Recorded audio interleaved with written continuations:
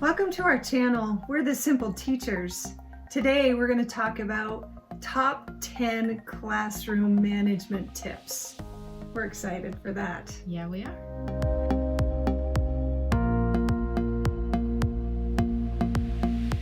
So number one is procedures. We need to have clear procedures that are taught well.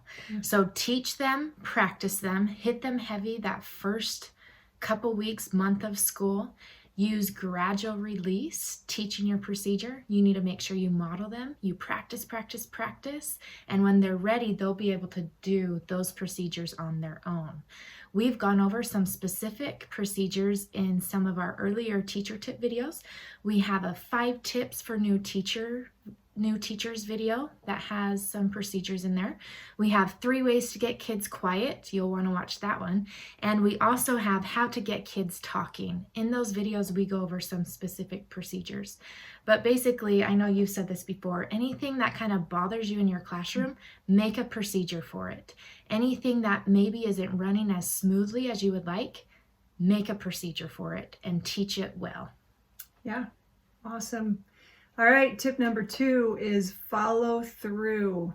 Anything you say, you have to follow through with that. So make sure that what you say is something that you can follow through with. If you say something that you know you can't follow through with, here's an example, one that you would never say in your classroom, but I've heard parents say things like this.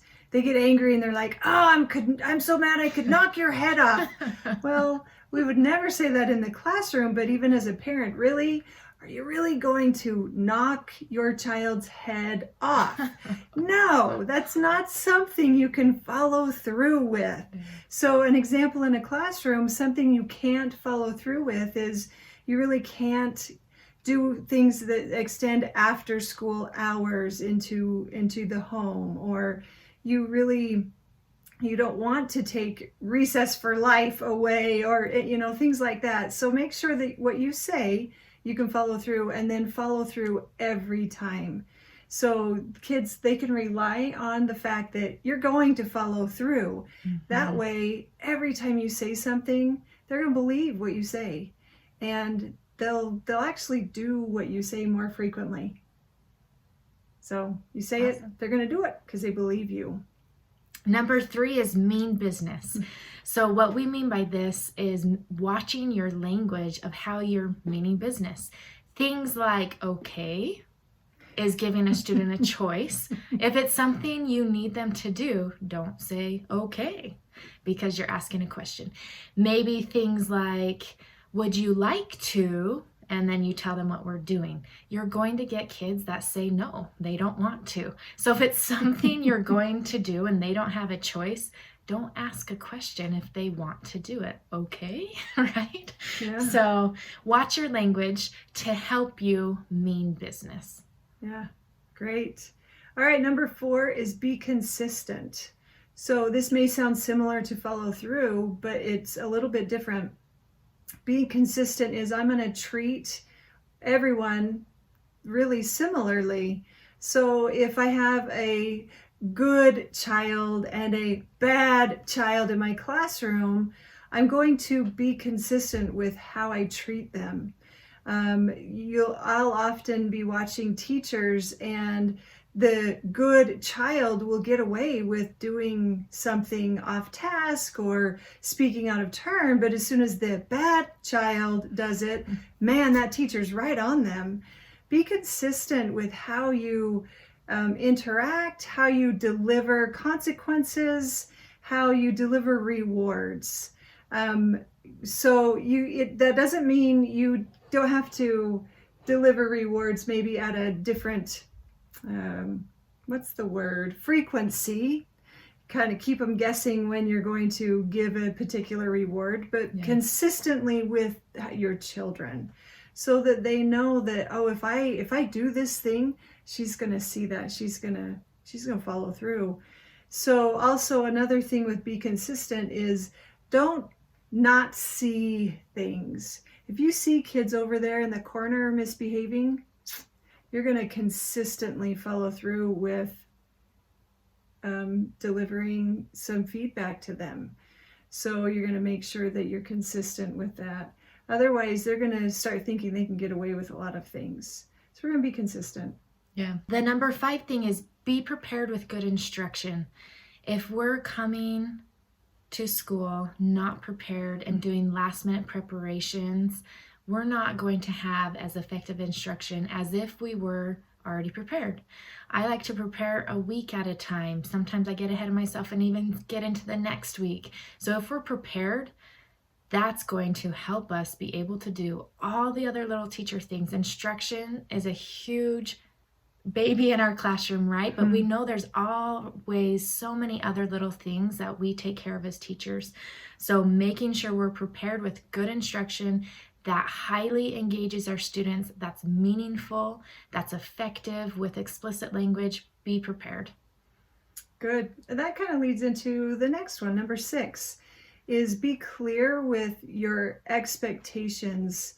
So the expectation I want to talk about is kind of a response expectation.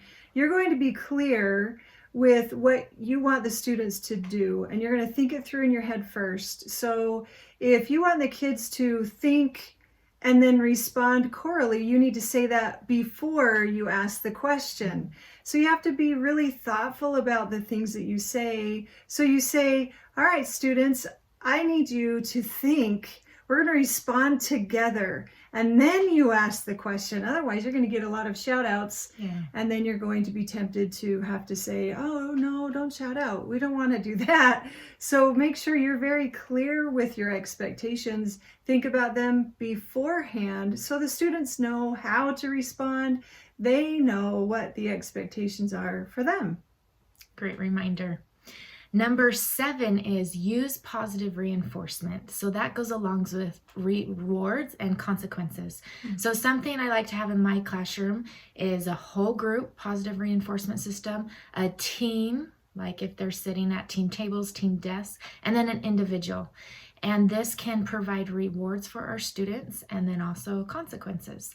And when we do that, it helps me, I know as a teacher, focus on the positive in my classroom. It helps me make sure I'm being consistent, going back to those procedures, helps me follow through with all those things. And it also provides motivation for our students to work. And we're just building a happy culture, calm culture in our classroom. I kind of like the rule, praise a couple before you correct, and that positive reinforcement allows and helps you to do that, because you could reward a team with a point or whatever system you have before then you correct a team, because chances are when you reward that team, that other team is going to be like, oh, we got to get on task and get engaged real quick. Yeah, super positive. Yay. All right, number 8, we're going to talk about voice level. Now, Whitney, you're much better at this than I am, so you should be talking about this, but I can. I don't know. So as a teacher, you can use your voice level to help the student's voice level lower if need be. So you can kind of get your voice down nice and quiet, and that will help lower the voice level in the classroom.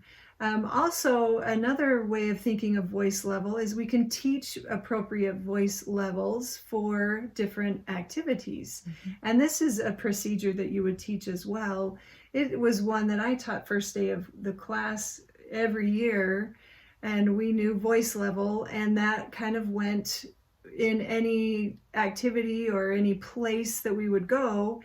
And then we could just, I would just say voice check, and the kids would know, I got to fix my voice, right? So there are a lot of different ways to use voice level, but make sure that you're using your voice as a way to manage your classroom. Super, super helpful. Awesome tip. Number 9 is proximity. So we need to make sure as teachers, our proximity is appropriate. So if we're prepared with our instruction, it's going to allow our proximity to be more natural. We should be pacing the room, not just staying by one student the whole time. During our instruction, maybe it's more appropriate for students to be sitting together closely, maybe on a rug or maybe in a circle, to allow for a proximity of whatever your instruction is at that moment. Proximity of desks are huge. Where are your students that need your most attention sitting? Where are your ELL students placed? What proximity does that allow you to have to them to hear them the most? Any behaviorally challenged type students, where is your proximity to them, and where is their proximity to other students? There's a whole lot of factors that go into proximity, but plan that out, where they're sitting and what instruction it is and what that proximity would look like. Yeah. All right, number 10. Number 10 is believe. You need to believe, first of all, in that your students can learn.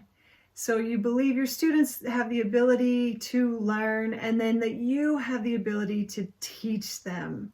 And when those two things go together, there's nothing that you can't do to help them and that you won't do to help them. Belief is one of the top predictors of teacher belief is one of the top predictors of student success.